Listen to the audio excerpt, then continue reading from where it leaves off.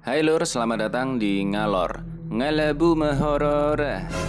Ngalor adalah konten yang mereview kembali film-film horor atau thriller lawas. Dan kalian juga bisa request film horor atau thriller apa yang mau direview selanjutnya. Tinggal komen-komen di bawah aja Lur.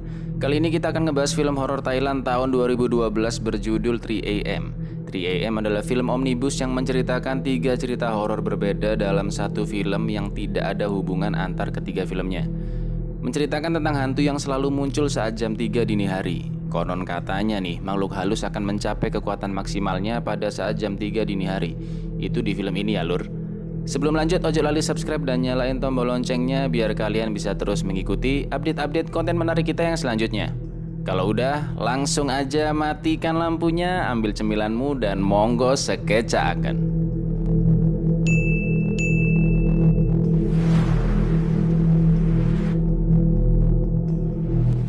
Film pertama berjudul Wig. Wig rambut ya Lur, bukan wig yang...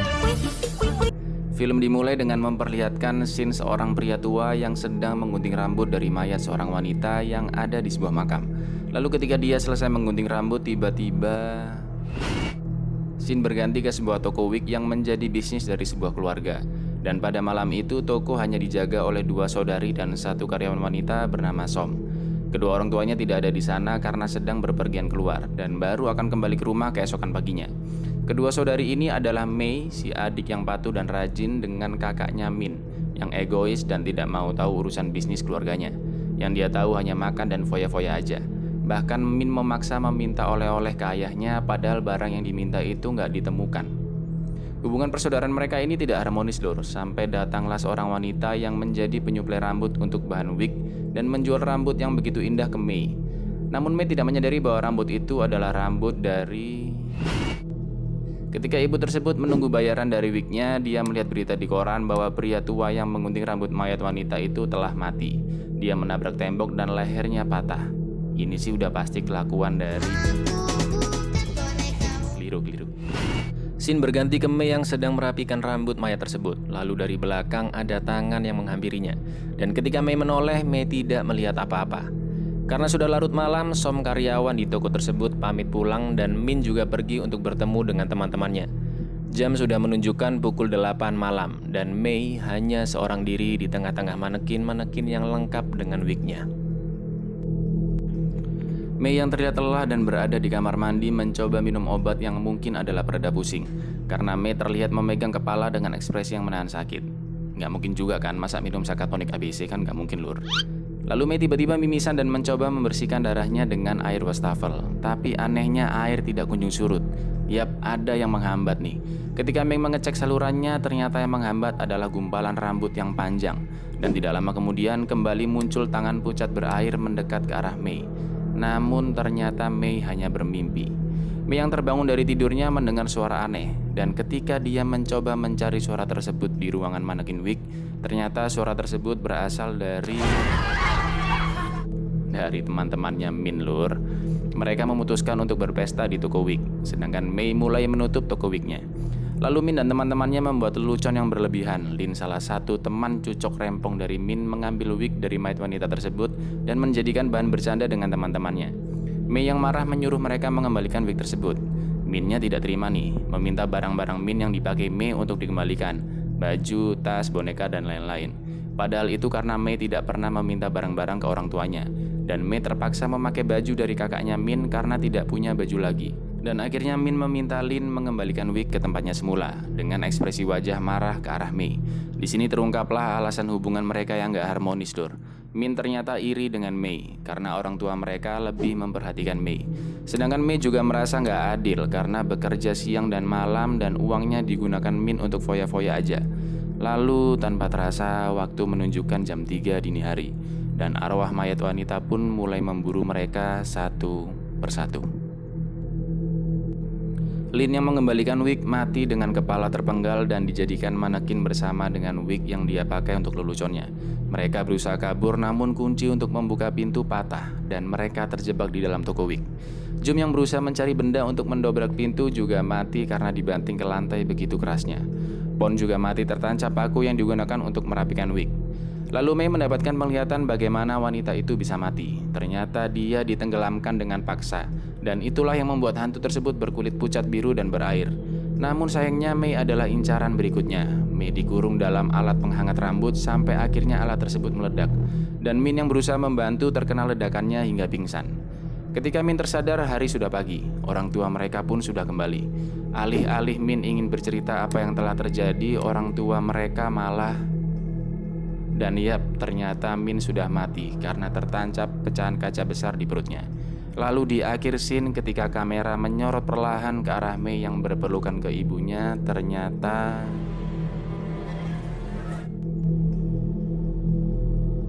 film kedua berjudul Mayat Pengantin. Seorang penjaga mayat bernama Tosh diminta untuk menjaga sepasang mayat suami istri bernama Mike dan Cherry yang mati secara misterius. Perawat yang mengantarkan melarang Tosh untuk masuk ke kamar pribadi mereka apapun yang terjadi. Perawat juga menceritakan bahwa insiden kematian mereka ini terjadi seminggu sebelum pernikahan mereka dimulai dan meminta Tosh untuk rutin memberikan makanan sesajen sesuai buku petunjuk. Meskipun perawat sudah meyakinkan kembali ke Tosh apakah dia takut atau tidak dengan pekerjaan ini, namun Tosh menjawab, ketika perawat sudah pergi dan Tosh nekat masuk ke kamar pribadi pasangan mempelai yang dilarang dan mencoba beristirahat, lalu tiba-tiba patung musik yang ada di meja sebelah kasur berbunyi sendiri. Dan di sana terlihat patung wanita yang patah. Malam pun tiba dan Tosh menyiapkan makanan sesajen. Ketika Tosh hendak kembali ke kamarnya, Tosh melihat tutup peti dari mayat wanita itu terbuka sedikit. Lalu seekor tokek yang jatuh dan masuk ke dalam peti mati Cherry, lalu masuk ke dalam gaun pengantinnya. Bisa aja sih tokek. Tosh yang berusaha mengeluarkan tokek itu malah tersanjung dengan kecantikan dari Cherry. Lalu ketika Tosh berusaha membuka gaun pengantin untuk mencari tokek tersebut, mayat Mike seolah-olah tidak terima atas perlakuan Tosh. Tosh penasaran dengan apa yang terjadi sebenarnya. Kenapa kedua mempelai ini bisa mati secara bersamaan. Tosh yang membuka laci kamar menemukan sebuah wadah yang berisi patahan patung musik, sebuah CD dan sebuah kamera. Namun patahan patung musik yang terjatuh di bawah kasur, dan ketika dia berusaha menggapainya, tiba-tiba patahan tersebut hilang. Tosh lalu mencoba memutar CD, namun CD tersebut juga error dan tidak terbaca. Tosh tidak menghiraukannya dan beralih ke kameranya. Dan di situ dia menemukan foto-foto dari Cherry yang terikat tali dan terlihat tersiksa. Tosh akhirnya menyadari bahwa Cherry telah disiksa oleh Mike, calon suaminya. Tosh yang sedang emosi tiba-tiba menemukan sebuah benang tersangkut yang ternyata itu adalah benang jahit dari dada mayat Cherry.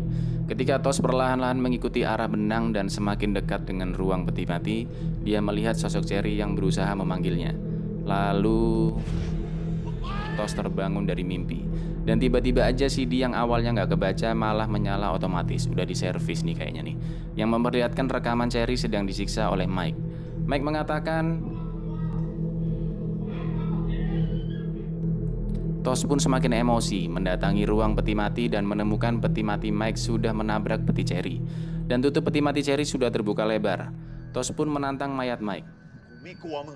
Lalu Tosh memindahkan peti Cherry di ruangan yang berbeda agar tidak diganggu oleh Mike lagi. Tosh yang jatuh cinta pun akhirnya menjaga, merawat, bahkan melakukan hubungan di luar batas dengan mayat Cherry. Lalu ketika Tosh terbangun dari tidurnya, dia melihat peti Mike yang sudah kosong. Tosh yang sedang kebingungan tiba-tiba ditarik kakinya oleh sepasang tangan dari bawah kasur dan ditusuk dengan patahan dari patung musik yang hilang di bawah kasur. Tosh yang kesakitan tiba-tiba diperlihatkan penglihatan apa yang terjadi sebenarnya. Ternyata Mike terpaksa harus mengikat Cherry agar dia tidak melukai dirinya sendiri. Lalu sebuah insiden terjadi. Ternyata Cherry membunuh Mike dengan patahan patung dan menyayat lehernya sendiri hingga akhirnya mereka berdua mati. Tosh yang ketakutan berusaha kabur dari sana, namun sudah terlambat lur. Arwah Cherry sudah mengincarnya. Dan tepat jam 3 dini hari, Tosh terbangun dari tidurnya dan menyadari bahwa dirinya terjebak di dalam peti mati Cherry dan berteriak meminta pertolongan. Namun Cherry yang jatuh cinta kepada Tosh menghalanginya dengan duduk di atas peti mati dengan diiringi instrumen dari patung musik yang menyala. Film ketiga berjudul Lembur. Waktu menunjukkan pukul 11 malam lebih 55 menit. Seorang karyawan wanita bernama S sedang asyik membalas chat dari banyak pria. Tinder sih kayaknya nih. Lalu terlihat Bam dan Ging yang baru pulang dari lemburnya juga. Ketika mereka berdua akan masuk lift, Bam mempunyai ide untuk mengerjai si security dengan mencoret-coret wajahnya. Ketika Bam dan Ging sedang tertawa-tawa karena ulah iseng mereka dikagetkan dengan kepala hantu melayang di belakang mereka. Mereka pun panik, dan karena pintu lift tidak terbuka-buka, mereka memutuskan untuk lari melalui pintu darurat. S yang mendengar teriakan mereka juga mulai khawatir nih, tapi dia menghiraukannya. Lalu tiba-tiba Moss terjatuh. Kursi bergerak sendiri menghadap ke arah S, dan semua layar monitor pun hidup. S ketakutan melihat semua hal ini terjadi. Lalu yang terjadi... Ya elah, ketahuan juga aslinya Neng.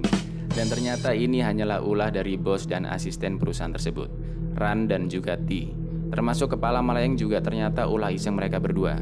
Mereka melakukan ini karena ingin memberikan pelajaran ke karyawannya. S yang suka chatting sampai malam, lalu Pon dan Ging yang suka tidur siang. Mereka hanya mengandalkan lembur aja.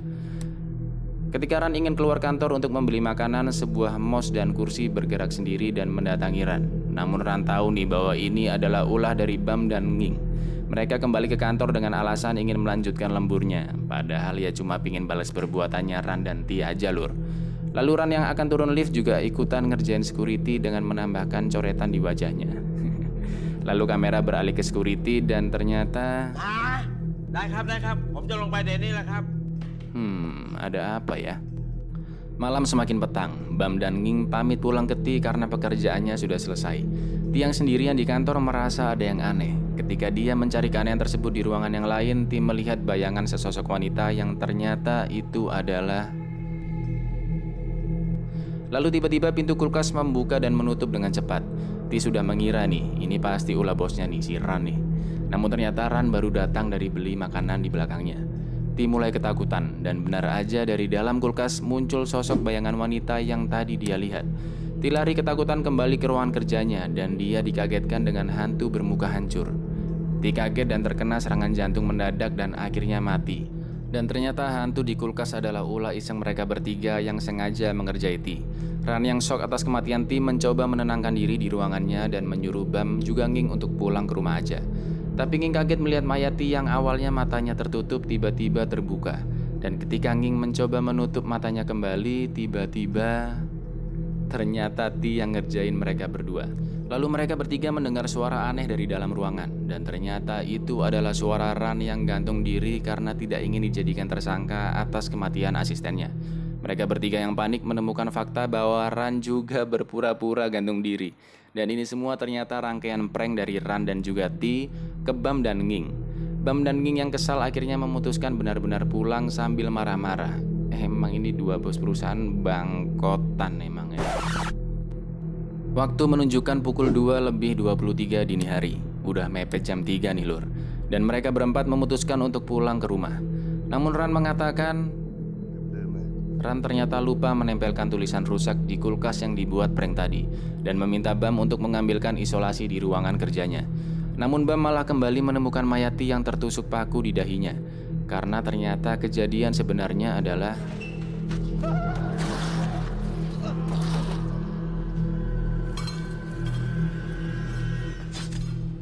begitu pula dengan Ran yang ditemukan oleh Bam dan Ging di ruang kerjanya. Karena sebenarnya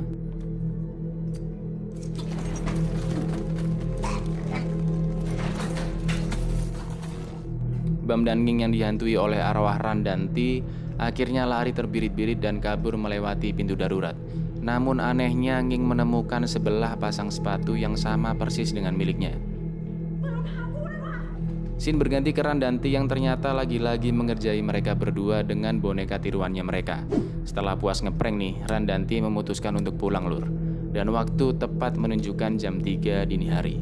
Ketika lift terbuka, mereka melihat Bam dan Ging ada di dalam lift dan masih tertawa-tawa karena berhasil mengerjai mereka berdua. Tapi mukanya mereka udah pucat lur. Lalu ketika Ran dan Ti mengecek HP-nya, mereka menyadari bahwa telah ditelepon berkali-kali oleh sekretarisnya. Ti menelepon balik asistennya untuk mengetahui apa yang telah terjadi. Dan sekretaris pun menceritakan bahwa